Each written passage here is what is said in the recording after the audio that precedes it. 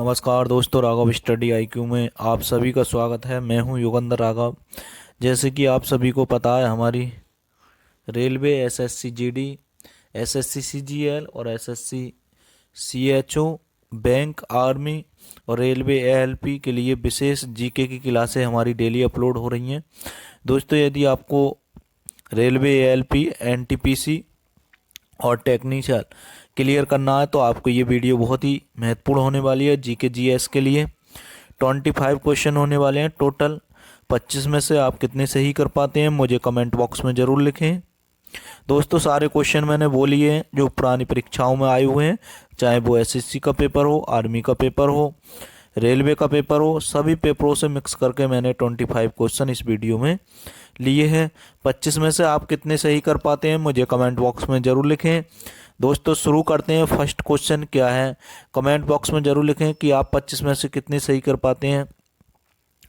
विश्व मानव अधिकार दिवस कब आयोजित किया जाता है, यानी कि विश्व मानव अधिकार दिवस जो होता है वो किस तिथि को मनाया जाता है, तो आपका ऑप्शन नंबर बी सही है। दोस्तों, 10 दिसंबर के लिए विश्व मानव अधिकार दिवस मनाया जाता है। अगला क्वेश्चन देख लेते हैं क्या है। रेहांद बांध किस नदी की सहायक नदी पर बनाया गया है। इसमें पूछा है किस नदी की सहायक नदी पर बनाया गया है। अगर पूछ लिया रेहंद बांध किस नदी पर बनाया गया है तो रेहंद बांध रेहंद ही नदी पर बनाया गया है। और इसकी एक रेहंद नदी की सहायक नदी है, वो है सोन नदी। तो सोन नदी पर रेहंद बांध बनाया गया है। ऑप्शन नंबर आपका बी सही है। और रेहंद बांध ये कहाँ पर है, अपने यूपी में, आपको ध्यान रखना है। अगला क्वेश्चन देख लेते हैं। निम्नलिखित में से कौन सी संस्था संयुक्त राष्ट्र संगठन के साथ संबंधित नहीं है। ILO, WHO, FLO, ocean.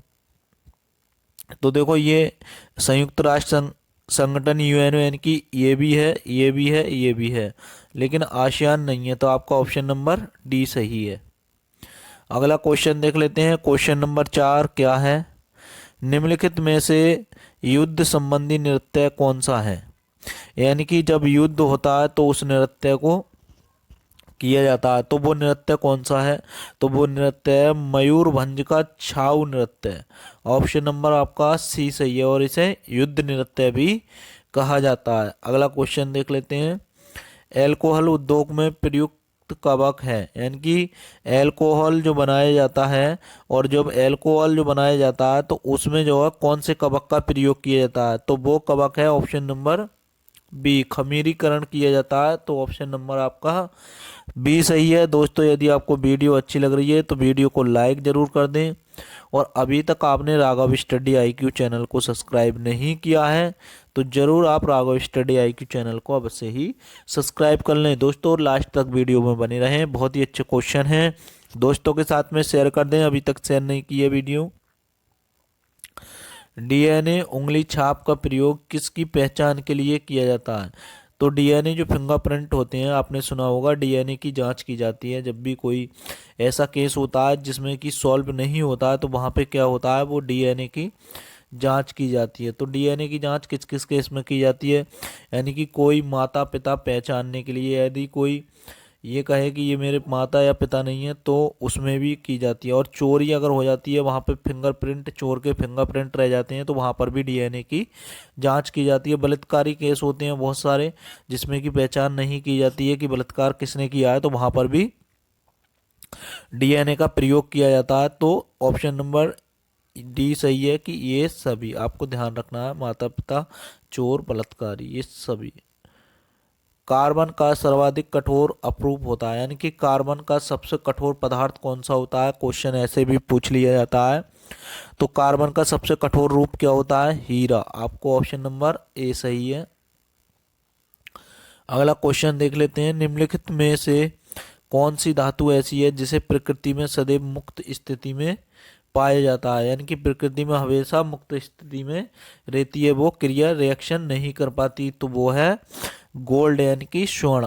Option number A सही है, आपको ध्यान रखना। अगला क्वेश्चन देख लेते हैं। अनुवांशिक यूनिट अर्थात जीन होते हैं, यानी कि जीन काय को होते हैं, किससे बने हुए होते हैं जीन, किसमें पाए, गुणसूत्रों में। ऑप्शन नंबर आपका बी सही है। अगला क्वेश्चन देख लेते हैं क्या है।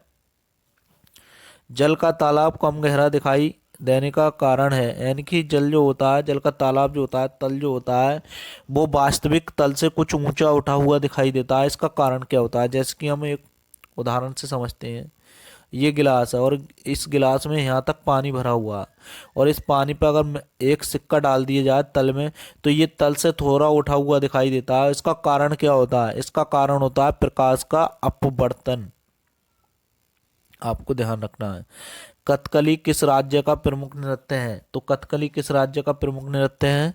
आपको ध्यान रखना है। तो ऑप्शन नंबर आपका डी सही है, आंध्र प्रदेश का।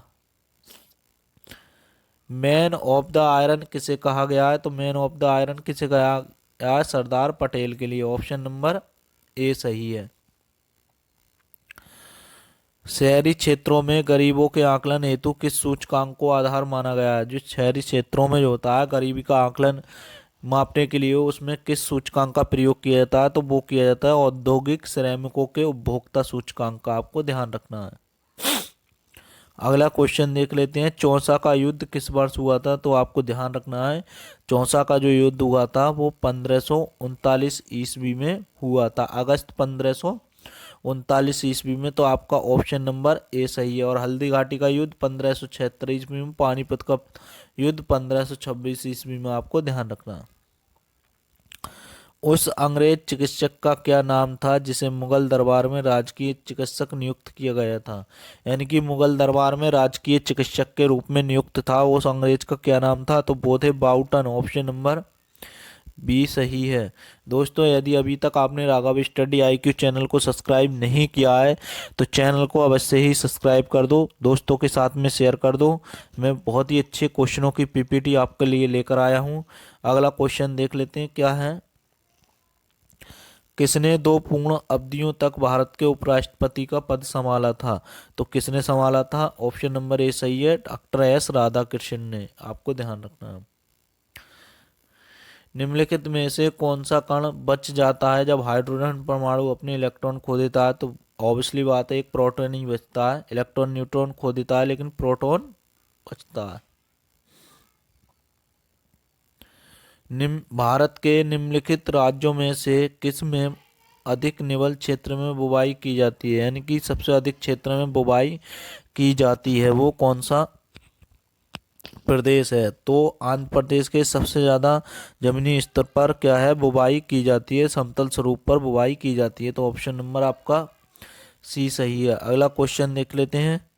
राष्ट्रपति द्वारा राष्ट्रीय आय स्थिति की घोषणा किए जाने के बाद किस अवधि तक उसका अनुमोदन यानी कि संसद के प्रत्येक सदन के द्वारा हो जाना चाहिए? तो बहुत ही अच्छा क्वेश्चन है दोस्तों।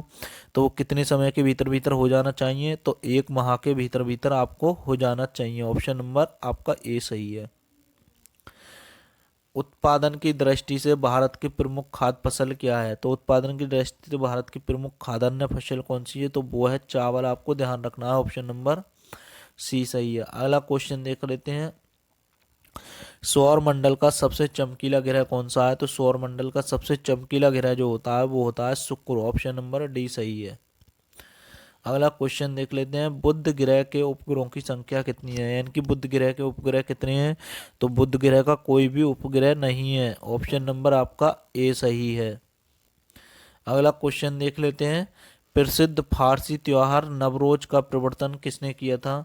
तो प्रसिद्ध फारसी त्योहार जो है नवरोज का प्रवर्तन जो किया था वो किया था बलबन ने। ऑप्शन नंबर डी सही है आपका।